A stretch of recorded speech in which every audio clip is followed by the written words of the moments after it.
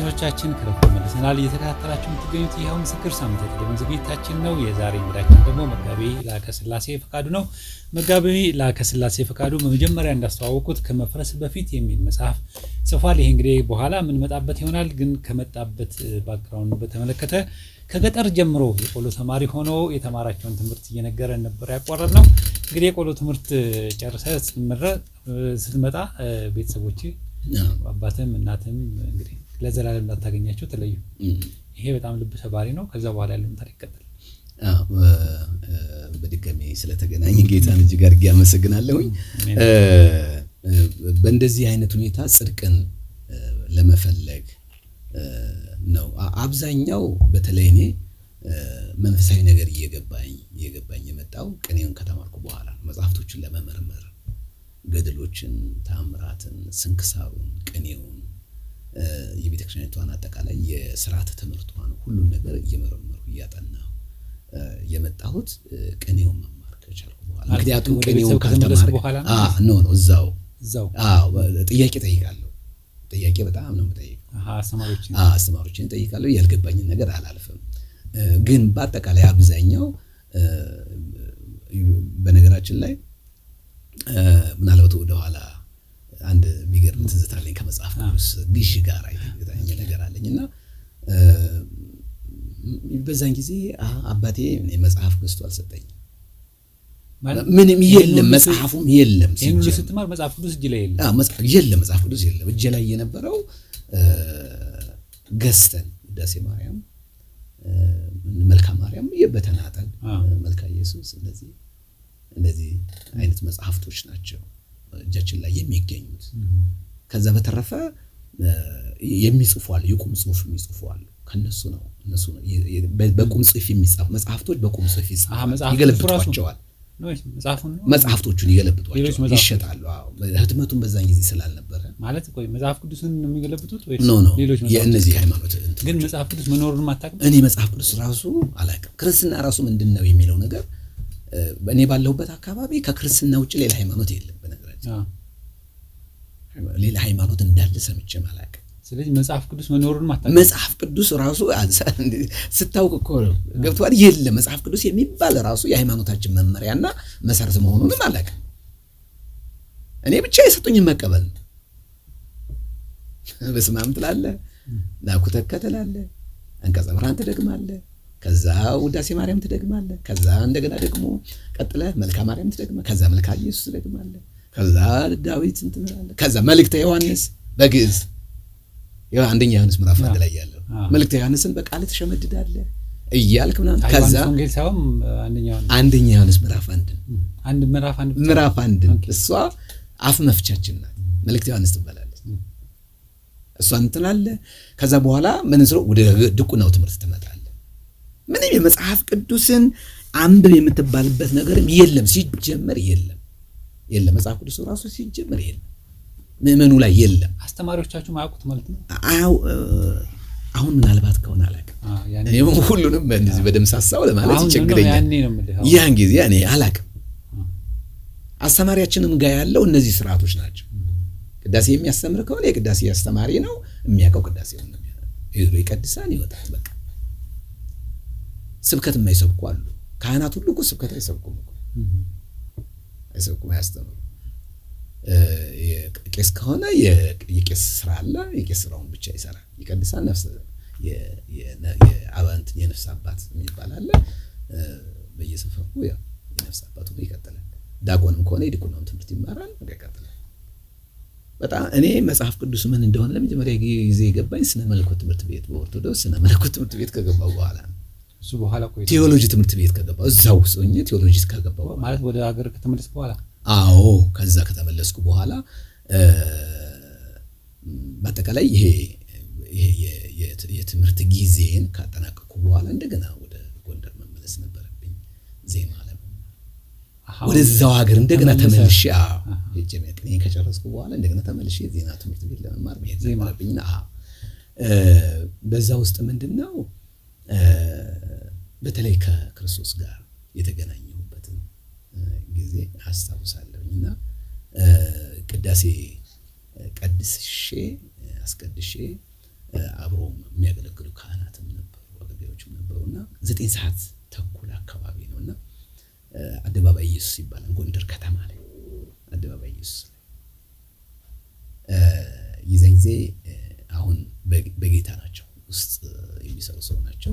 አሁን በዛን ጊዜ እኔም ያው ጌታን አላውቅም፣ የሃይማኖት ሰው ነኝ።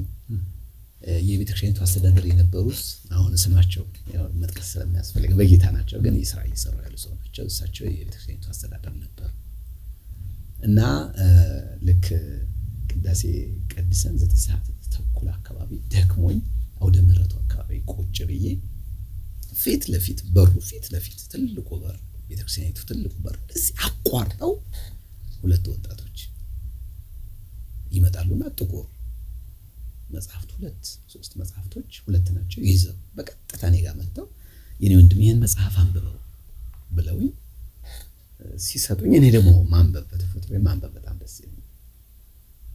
ነደሳል ምንድነው ምናምን ስላችሁ መንፈሳዊ መጽሐፍ ነው ማለት ነው። መጽሐፍ ቅዱስ ብሉይ የትኛው ነው? አዲስ ኪዳን የትኛው ነው? 66 መጽሐፍ ይኖራል፣ 81 መጽሐፍ ይኖራል። ምንም ማባው ነገር የለም።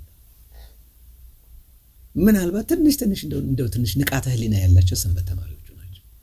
ከኛ ከቆሎ ትምህርት ተማሪዎቹ ይልቅ ሞር መንፈሳዊ ዓለም ላይ ያለ ነው እኛ ነን። ግን የምንማረው ሌላ ነገር ስለሆነ እንደው ከወንጌሉ ጋር ከምኑ ጋር ግንኙነት ያላቸው ወጣቶች ናቸው። እና እነዛ ወጣቶች ያንን ጥቁር መጽሐፍ ስጦታ ብለው ሰጡ። ስጦታ ብለው ሰጡ። እና በጣም ደስ አለኝ። ምንድነው ስላቸው እዚህ አዲስ ኪዳን የሚል አየሁ። በጣም ደስ አለኝ። ይሄ ቅድም ያነሳቸውን አባት አልኳቸው። ይህን መጽሐፍ እኮ የሆኑ ሰዎች ሰጡ ምናምን እስኪ ምናምን በጣም ተቆጥተው ፊታቸውን ውጥውጥ ሲል አስታውሳለሁ። እና ሲል ምናምን እንደዚህ አዲስ ኪዳን እነዛ መናፍቃን ናቸው ሲሉ ከመደንገጥ የተነሳ የረከሰ ነገር የነካው መስሎኝ እጅ እንደተንቀጥቅጦ ልጣለው ስላቸው አይ ችግር የለውም ሰዎቹ ናቸው እንጂ መጥፎ መጽሐፍ ቅዱስ እኮ ነው አሉ። ለመጀመሪያ ጊዜ መጽሐፍ ቅዱስ የሚለውን ነገር ለመጀመሪያ ጊዜ አዲስ ኪዳን ለመጀመሪያ ጊዜ እኔ ስማረው ከመጣሁት ከቅዳሴው ከዜማው ከቅኔው ከምናምን ከጉረድቁናው ከምናምኑ የተለየ የሃይማኖት መመሪያ የሚባል መጽሐፍ ቅዱስ እንዳለ እኛም እናውቀው ሃይማኖት አለው። አስበው እኔን የሚመስሉ ሰዎች ብዙዎቹ ምን ያስባሉ ብለህ አስበው።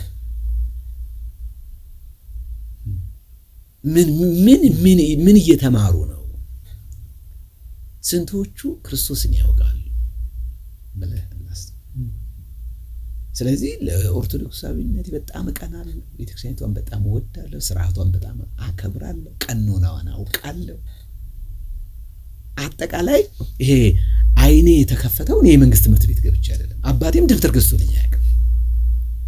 ወስዶ እጄን በቃ ይሄው ለአስተማሪ ልጄን ለቁም ነገር አብቃልኝ ብለው እጅን ጎትተው ትምህርት ቤት እዛው ትንሽ 10 ኪሎ ሜትር ቢርቅ ነው ትምህርት ቤቱ ወስደው አስገቡኝ። በዛው ቀረው። ማንበብ የሚባል ነገር አልነበረም፣ መጻፍ የሚባል ነገር የለም። በእኔ እድሜ የነበሩ ወጣቶች በሙሉ እንደዛ ናቸው። ከቤተሰቦቼ በጣም ፊደል የቆጠሩት 3 ምናምን ቢሆኑ አብዛኛዎቹ በዛው ነው የቀጠሉት። ምን ያህል ማህበረሰቡ በትምህርትም በሃይማኖትም በምኑም ብዙ የተጎዳ ማህበረሰብ ንቃተ ህሊናውም የዛ ነው። ስለዚህ እንግዳ ነገር ነው ወንጌል ምናምን ስትል እንግዳ የሆነ ከሆነ ዓለም የሆነ ትምህርት ይዞ የሚመጣ ነው እንጂ መጽሐፍ ቅዱስ የኛም የእግዚአብሔር ቃል ነው የሚል አስተሳሰብ ብዙ አይኖርም። እና አባ አስደነገጡኝ። አይ እነሱ ናቸው የሆኑ መናፍቃን የሚባሉ አሉ።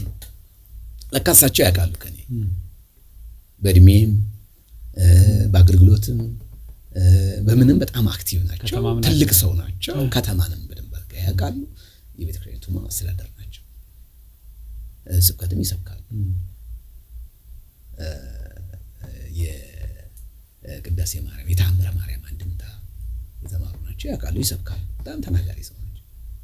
እና መናፍቃን ናቸው። መናፍቅ የሚባል አለ እንዴ? ምናምን ከኛ ሃይማኖት ውጭ ሌላ ሃይማኖት እኔ ማቀው ያው እስልምና ወደ ከተማ ከገባ በኋላ እስልምና የሚባል ሃይማኖት እንዳለ አወቅኩኝ እንጂ ከመጀመሪያ ነው ኦርቶዶክስ ብቻ ነው ማቀው። ሲጀምር ቀደም እንደነገርኩ እዛ አካባቢ ሌላ ሃይማኖት የለም ያካባቢ እዚህ ገብቶ ወደ ሌላ ነገር dalgana እንደዛ ነው ያደኩትና ከዛ በኋላ ማወቀ ምንድነው የሚያስተምሩት አልኳቸው። ኢየሱስ አማላጅ ነው ይላል። እሺ ማርያም አታማልድም ይላል። ሌላ መጽሐፍ ቅዱስ ግን እንደዚህ ይላል ምናምን አይ ዝም ብለህ አንተ መጽሐፍ ቅዱስ አንብብ ያችን አዲስ ኪዳን እኔ 3 ወር ይቆየ ይመስለኛል ሳነብ ሙሉም ከማቴዎስ ጀምሮ እስከ መጨረሻው ከዛ መጽሐፉን የማነበው ግን አዲስ ኪዳኑን የማነበው ከዛ መናፍቅ እንዳለ የሚባል ነገር እንዳለ ቤተክርስቲያን ይቃወማሉ፣ ኦርቶዶክስን ይቃወማሉ፣ የቅዱሳን ምልጃ ይቆዛዋል፣ ጾም አይወዱም። ቤተክርስቲያን የሚገቡት ወደ መቅደሳቸው መስቀል እየረገጡ ነው የሚሄዱት፣ ዝሙት ይሰራሉ፣ በተዘጋ ቤት ውስጥ ሳንቲም እንትን ይላሉ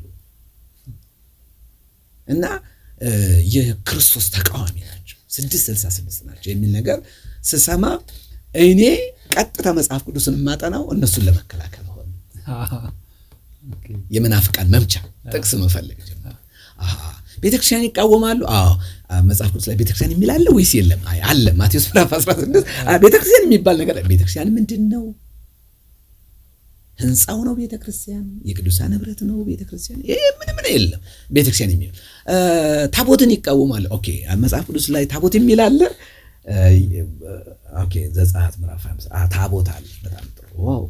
ስለዚህ እነሱ ከመጽሐፍ ቅዱስ ውጭ ናቸው ማለት ነው። ለምን ታቦት የሚል መጽሐፍ ቅዱስ ላይ አለ። ብሉይ ኪዳን ይሄ ነው። ታቦቱ ጥላ ነው፣ አካሉ ክርስቶስ ነው። ይሄኛው ትንቢት ነው፣ ይሄኛው የትንቢቱ ፍጻሜ ነው። በብሉይና በአዲስ ኪዳን መካከል ያለውን ልዩነት ያለውን አንድነት ምንም የምናውቀው ነገር የለም። የታቦት ካለ አዲስ ኪዳን ይሰራል። ያ ጥላ ይሁን አይሁን እኔ ታቦት የሚል ካለ ያችን በጣም በደንብ አድርጌ አስምሬ ስበክስባል በዛ ላይ ታቦት የሚባል አለ ነው ማስተማርም ጀመር። አለ ነው ሞርግን ማስተማር ይፈልግ የጀመርኩት ወደዚህ ወደ መካከለኛ ኢትዮጵያ ከመጣሁ በኋላ ቴዎሎጂ ትምህርት ቤት የካህናት ማሰልጠኛ እዚህ ራቲሎ አይደለም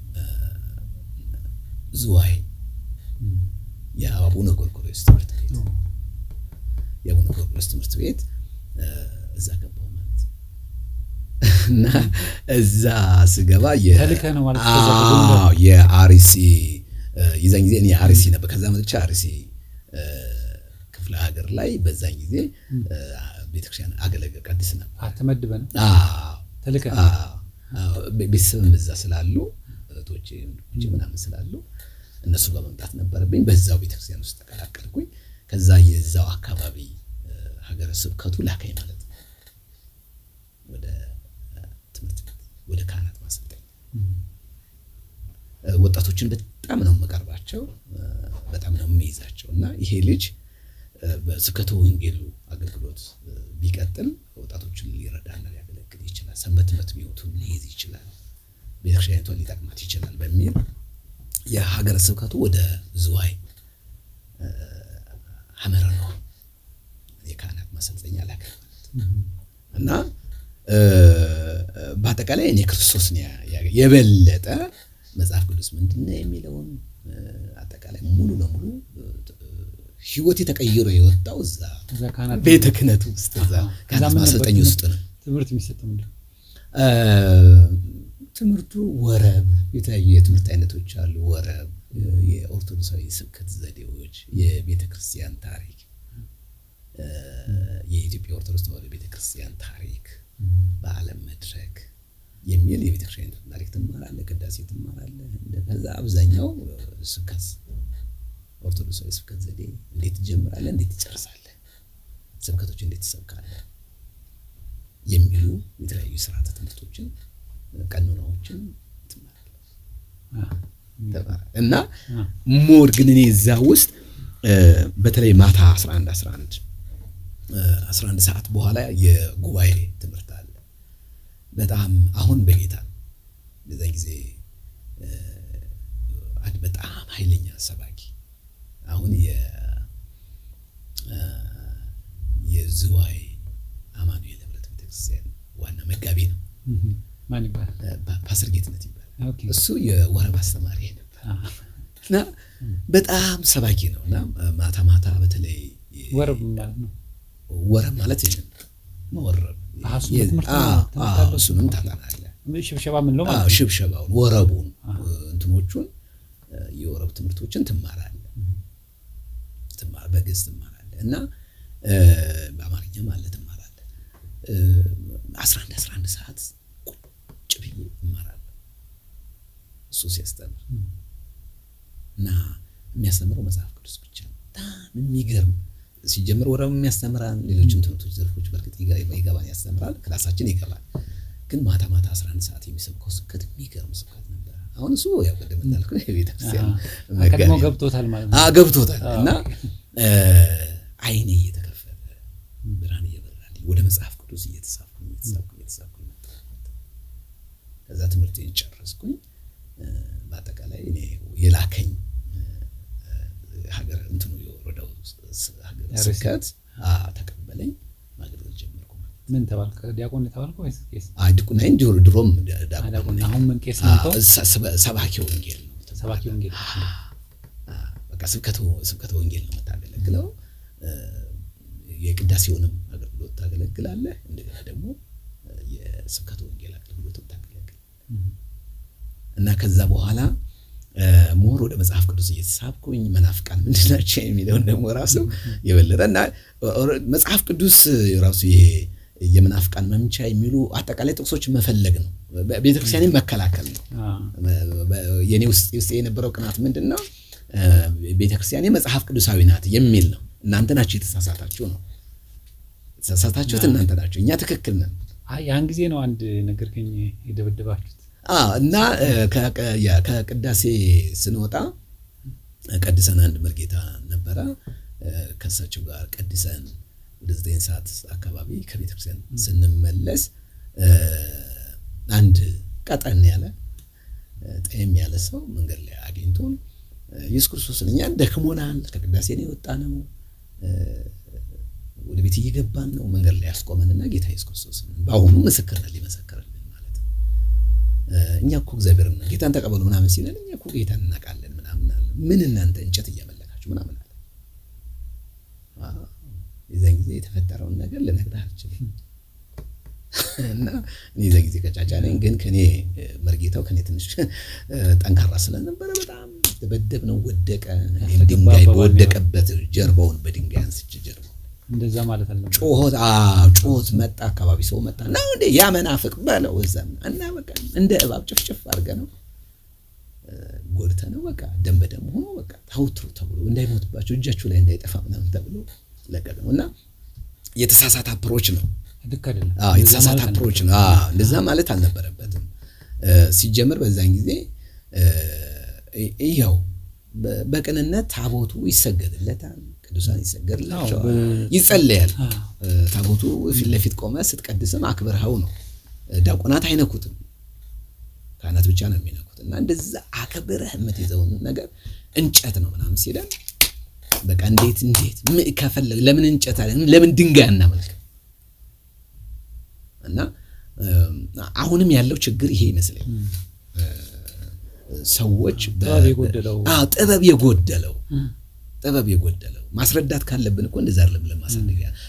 ማስረዳት ያለብን ታቦት ማለት ይሄ ነው፣ የውዳሴ ማርያም ማለት ይሄ ነው፣ ቅዱሳን ማለት ይሄ ነው። ሲጀመር እኛ መስበክ ያለብን ክርስቶስን ነው አይደል? አዳኝነቱን ነው ማለት ያለብን። ሌላውስ ነገር እኔ በነገራችን ላይ ሰዎች ከኔ ጋር በዚህ አይነት ነገር ሲጀምር የቤተ ክህነት እንደዚህ የጠመጠመ ሰው ምናምን ይሄ ደብተራ ምናምን መገላመጥ ምናምን ነው እንጂ ደፍሮ ሲጀመር እንዲህ አይነት ሰዎች እግዚአብሔር የሚፈልጉ አይመስሉም። ሁሉም አስማተኛ ይመስላቸዋል። አሁን ለምሳሌ በዚህ ሁሉ ሂደት ሳልፍ በቤተ ክህነት ውስጥ በእንደዚህ አይነት ሁኔታ ሳልፍ ከጥንቆላ ጋር ከአስማት ጋር ከምናምን ጋር የሚገናኙ ልጆች አሉ። የሚገናኙ ልጅ ወጣቶች ይሳባሉ ለድምጽ ብለው ለቅኔ ትምህርት ቤት ብለው ትምህርት አልያዛቸው ሲል አበሾ ይጠጣሉ ምናምን ይላሉ። አምጣቀው ነገር ነበር። እኔ አንድ የሆነ ሰው ለድምጽ ብሎ የሆነ መድኃኒት አጠጥቶኛል በታሪክ የህይወቴ እና ከአስማት ጋር ከድግምት ጋር ከጥንቆላ ጋር ግንኙነት የለኝም። እንደው ድምጼ በጣም የተሻለ እንዲሆን ስቀድስ ድምጼ በጣም ጥሩ እንዲሆን ለድምጽ ተብሎ ይጠጣል። ለቅኔ ትምህርት ቤት ለምናምን ተብሎ ይጠጣል። እና እነዛ ሰዎች ያንን አበሾ ከወሰዱ ከጠጡ በኋላ ኖርማል አይሆኑ፣ ጭንቅላታቸው ይነካል። እና የድርሳነ ሚካኤል ለ7 ቀን እየተደገመ ከምግብ ርቀ መጠጣው ነው በጣም መጥፎ ነው፣ አጋንንታዊም ነው ሲጀመር።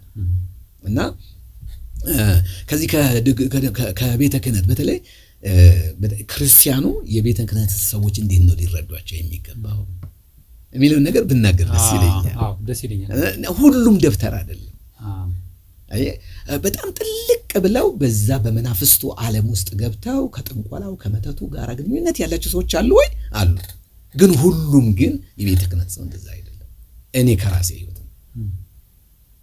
ህይወት ተነስቼ ስናገር ማለት በጣም ነውና አቃለሁኝ የቤተ ክርስቲያናችን መርጌታ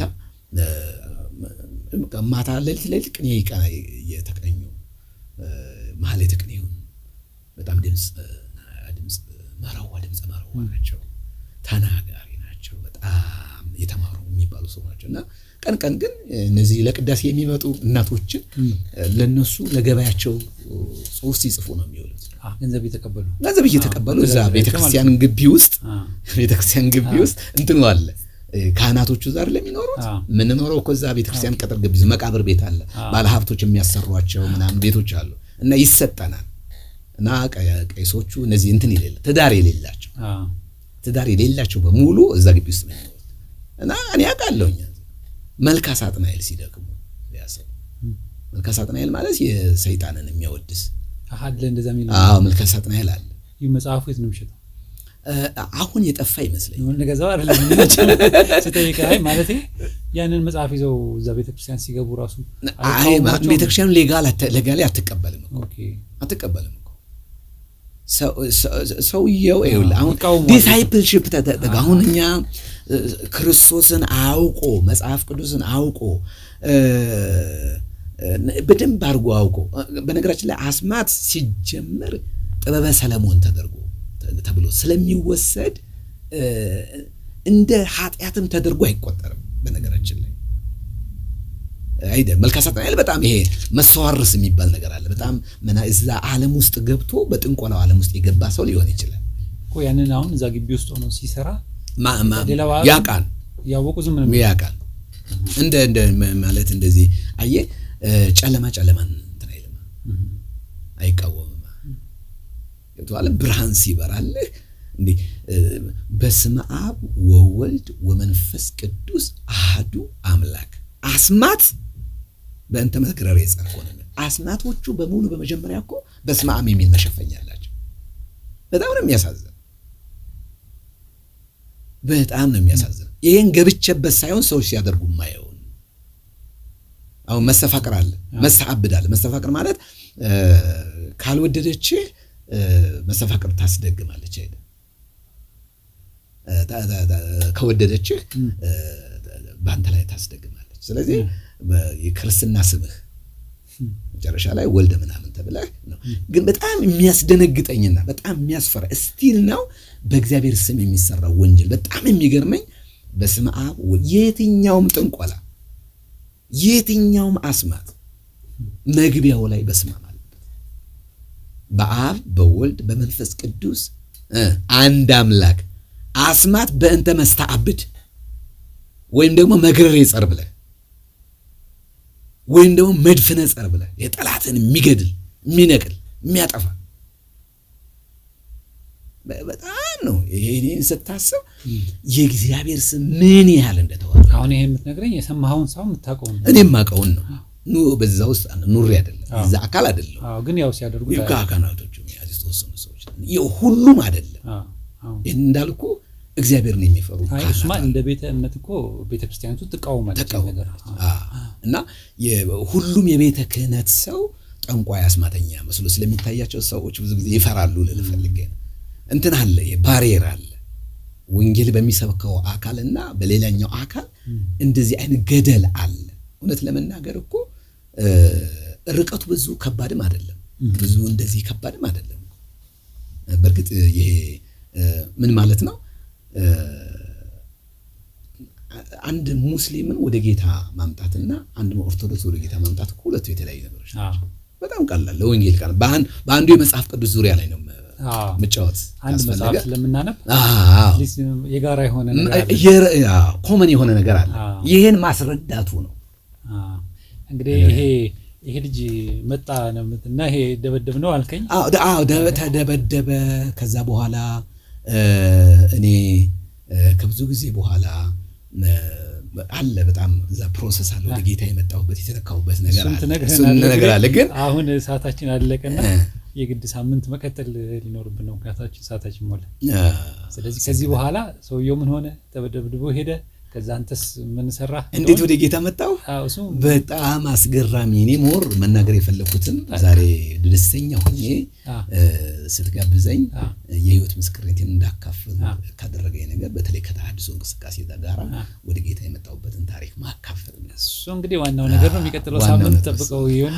እንግዲህ ሳምንት መጣልናል ተመልካቾቻችን አብራችሁን ስለቆያችሁ በጣም እናመሰግናለን ዛሬ ግን ሰዓቱ ስላለቀ የግድ ሳምንት በቀጠሮ ለመለያየት እንገደዳለን ሳምንት ተጠብቃችሁ ቀጣዩን ክፍል እንድታዩ አደራላችኋለሁ በተረፈ ይሄንን ታሪክ የሰማችሁ ሌሎች ደግሞ አጋሩት እንግዲህ እኛ ዓላማችን ክርስቶስ እንዲነግስ ክርስቶስ ከፍ እንዲል ሰዎች ከጨለማ እንዲወጡ የጌታ ብቻ እንዲሆኑ ነው እንጂ ሌላ ዓላማ የለንም የክርስቶስ ወንጌል እንዲዳረስ ብቻ ነው በዚህ ሳምንት በቀጣይ እንገናኛለን እስከዛው ሰናብታችሁ ተስፋዬ ካሳሁን ነኝ እስከ ሳምንት ድረስ ተበርኩ